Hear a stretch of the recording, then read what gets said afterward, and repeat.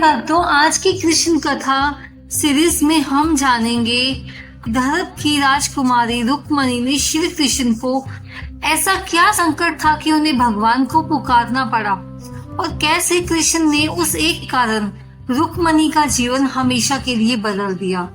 आइए सुनते हैं यह प्रेम, विश्वास, भक्ति से भरी अद्भुत कथा को। भक्तों, प्राचीन भारत में एक समृद्ध राज्य था विदर्भ। उस राज्य राजा थे भीष्मक।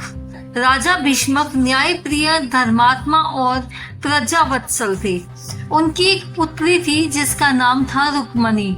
रुक्मणी केवल रूप में सुंदर नहीं थी, उनका हृदय भी उतना ही निर्मल था। बचपन में ही उसे धर्म, भक्ति और सत्संग में विशेष रुचि थी। जब उनकी सहेलियां महलों और आभूषणों की बातें करती, तब रुक्मणी संतों और ऋषियों से भगवान की कथाएं सुनना पसंद करती थी। किसी को नहीं पता था कि एक दिन यही बनेगी। एक दिन विदर्भ में कई ऋषि और यात्री आए। वे मथुरा और द्वारका की यात्राएं करके लौटे थे। राजमहल में उनका स्वागत हुआ। भोजन के बाद उन्होंने श्री कृष्ण की कथा का उद्धार किया।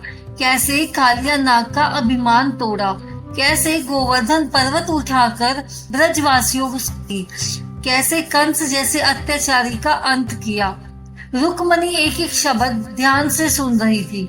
जैसे जैसे कथा आगे बढ़ती गई, वैसे वैसे उनका मन कृष्ण में डूबता गया।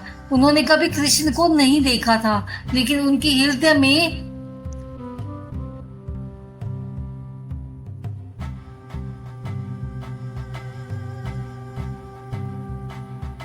कृष्ण की छवि बस चुकी था कि कृष्ण एक साधारण ग्वाला है और राजकुमारी रुक्मणी का विवाह किसी बड़े सम्राट से होना चाहिए। इसी अहंकार में उसने शिशुपाला से रुक्मणी का विवाह तय कर दिया। जब यह समझ पहुंचा तो उनके पैरों तले जमीन खिसक गई। जिस कृष्ण को उन्होंने अपना, लेकिन परिचय बदलना आसान नहीं था। पूरा राज्य विवाह की तैयारी में जुट गया और रुक्मणी का हृदय भीतर से टूट। दिन बीतते गए, विवाह का दिन निकट आता गया।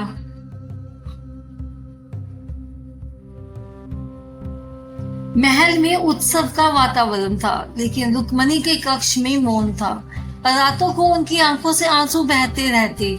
वे बार बार भगवान से प्रार्थना करती, प्रभु यदि मेरा प्रेम सच्चा है तो मुझे छोड़िए मत। मैंने मन, वचन और आत्मा से आपको अपना पति माना है।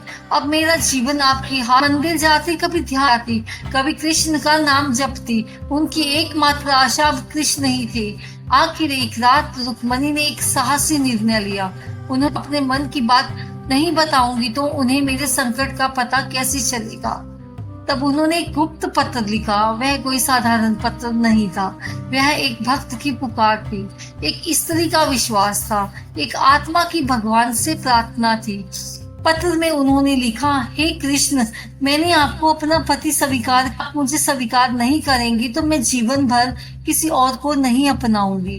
कृपया विवाह से पहले आकर मुझे अपने साथ ले जाइए। पत्र लिखते समय उनके हाथ कांप रहे थे, लेकिन विश्वास अटल था। अब सबसे बड़ी समस्या थी, यह पत्र कृष्ण तक कैसे पहुंचे। रुक्मणी ने एक विश्वसनीय ब्राह्मण को बुलाया। उन्होंने पत्र उनके हाथों में सौंप दिया और कहा, यह पत्र मेरे जीवन का निर्णय तय करेगा। कृपया इसे स्वयं कृष्ण तक पहुंचाइए। ब्राह्मण तुरंत द्वारका की ओर। कृष्ण ने उनका सम्मान किया, उसे आसन दिया और फिर वह पत्र अपने हाथों मुस्कान आ गई। उन्होंने पत्र को अपने हृदय से लगा लिया, क्योंकि उसमें शब्द नहीं थी, उसमें प्रेम था, भक्ति थी, पूर्ण समर्पण था। कृष्ण ने तुरंत ब्राह्मण से पूछा, रुक्मणी कैसी है? ब्राह्मण ने सारी स्थिति बता दी। यह सुनकर कृष्ण एक क्षण भी नहीं रुकी। उन्होंने तुरंत रथ तैयार करने का आदेश दिया, बलराम को सूचना दी और विदर्भ की ओर प्रस्थान करने का निश्चय कर दिया, क्योंकि भगवान अपने भक्त की पुकार सुनने में कभी देर नहीं करते। उधर विदर्भ में विवाह की तैयारियां अंतिम चरण में थी। शिशुपाल अपनी सेना के साथ पहुंच चुका था।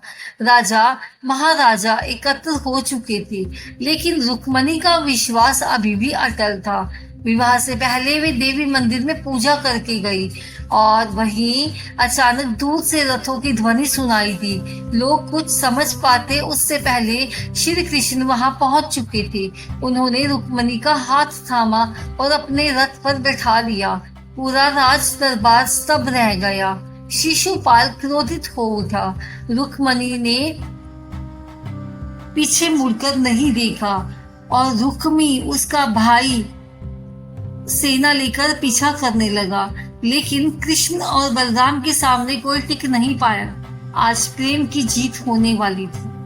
कुछ समय के बाद श्री कृष्ण और रुक्मणी का विवाह अत्यंत धूमधाम से संपन्न हो गया।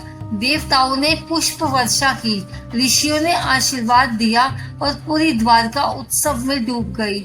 लेकिन इस कथा की सबसे बड़ी बात विवाह नहीं थी, सबसे बड़ी बात थी एक भक्त का विश्वास। रुक्मणी ने परिस्थितियों पर भरोसा नहीं किया, उन्होंने भगवान पर भरोसा किया और भगवान ने उस भरोसे को कभी टूटने नहीं दिया। इसीलिए आज भी रुक्मणी को आदर्श भक्ति और समर्पण का प्रतीक माना जाता है। प्रिय भक्तों, जिस रात रुक्मणी ने वह पत्र लिखा था, उन्हें नहीं पता था कि उनका आगे क्या होगा, लेकिन उन्हें इतना विश्वास था कि कृष्ण उन्हें कभी अकेला नहीं छोड़ेंगे और सचमुच भगवान स्वयं उनके लिए आए, क्योंकि जब पुकार सच्ची हो तो भगवान को आने से कोई रोक नहीं सकता।